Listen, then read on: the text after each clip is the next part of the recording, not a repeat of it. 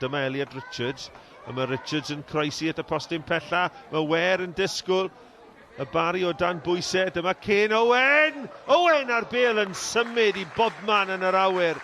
A Mike Lewis yn gwneud yn dda yn y gôl i'r Barri. Peniad da gan Jeffries, a rhyngipiad gan We. Venables, Miles Davis! Arbediad da gan Mike Lewis. Pen-y-bont yn ennill y bêl yn ôl, ac yn arbas gan Venables, sgwar at Miles Davis. A Kane Owen tu allan iddo fe. A mae di curo Michael George at y postyn pella. Venables! Chydig heibio'r postyn gan Chris Venables. Jamie Veal dros y gic rydd. Mae'n mynd at y postyn agosan. Dan Jeffries sy'n clirio ar y foli, bêl yn gwyro! A Adam Persbeck yn syrthio ar y bêl. Jeffries yn clirio gyda'i ben. Ac ar y foli trod chwyth Rhys Davies yn ei dal hi. Persbeck yn penderfynu mynd yn hir, ond dim ond yn cyrraedd y cylch canol oherwydd nerth y gwynt. Rhediad da gan Keenan Patton. Patton, chwilio am gyfleu'r gydio. Mae'n gwneud hynny, a dyma Snaith. Dyna chi dacl holl bwysig gan Billy Borge. Wel, Keenan Patton ar ergyd, yr arbediad gan Persbeck. A oedd Sam Snaith yn dod mewn ar ei drod dde, ond Billy Borge yn taflu hunan o flaen y bêl.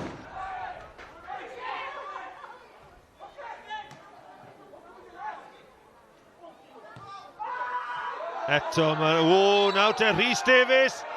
Davies, ail gerdyn melyn a coch i Rhys Davies. Wel, y dacl yn hwyr ar Cion Raffel. Fe glywon ni rwai o boen gan Cion Raffel. A dyma fydd trobwynt y gêm rwy'n siŵr. I ni wedi chwarae 11 munud yn unig yn yr ail hanner. Coch i Rhys Davies, y Barri lawr i 10 dyn. Tafliad hir yn y cwrt Cosby. Kane Owen! Ergyd nerthol gan y capten, ychydig dros y bar.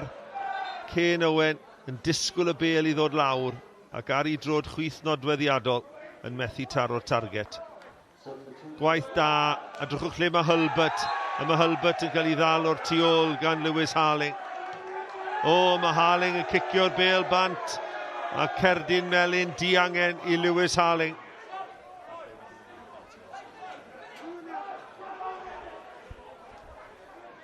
Mae'r cerdyn melyn allan yn barod. Mae'n ail gerdyn melyn fan hyn i Oli Hulbert, a mae'r Barri lawr i 9 dyn. Wel, mae'n gwyno fan hyn gan Oli Hulbert. Oli Hulbert a Iwan Arwel yn cwmpo mas yn llwyr fan hyn. A mae'r Barri yn mynd i orffen y gêm gyda 9 dyn. Rhwystredig iawn i gweud y gwir. Chi'n gwybod, wnaethon ni domnyddu'r gêm yn yr hanner cynta a'r ail hanner i gweud y gwir. Yn wedi gyda'r 2 cerdyn coch hefyd. Gaethon ni digon o cyfleoedd i sgorio, ond fi'n credu sa'n ni wedi chwarae 90 munud arall, byddwn ni dal heb sgorio jyst un o'r dynodau yna.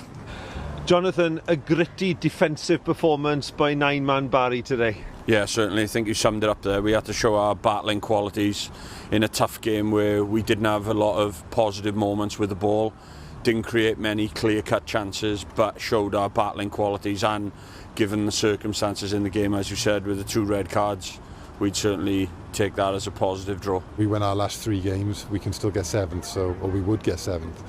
But yeah, frustrating afternoon, first half.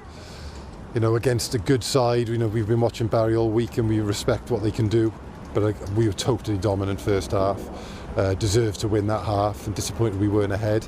And then second half, with 10 men for a good 20-25 minutes, I didn't think we created an awful lot and didn't probably show the quality that we would have liked to. Would you agree that the 2 red cards were petulant, if not stupid? Yeah, I think both players need to learn from those instances.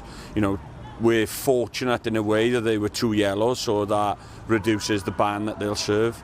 But the moments that cause those yellows, can be avoidable, and I'm sure the players will learn from those instances.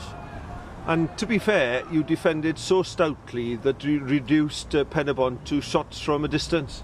Yeah, I think, games previously, that might be a game that we would have lost with a big mistake or not defending our box in the key moments properly. So really pleased to keep the clean sheet and to come away with a draw in difficult circumstances given the red cards.